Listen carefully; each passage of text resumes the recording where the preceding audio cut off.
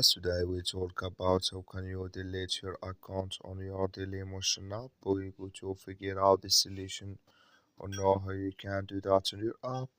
So you just follow this ways, then it's going to work with you. All you have to do, you just go down here. You click on this sign down here, just click on it. So then it's going to take you to your profile. It's going to show for you like this here. Then all you have to do next, you just go here, you go above this sign, click on it. So then it's going to show for you a list like this here. Then you click here on settings, you click on it here. So then you come to next step here, it's going to show for you like this. Then you click here on account, you click on it here. Then you click here on delete your account.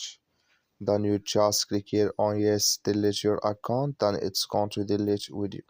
That's all you have to do. Thank you for watching. Don't forget to support us by liking.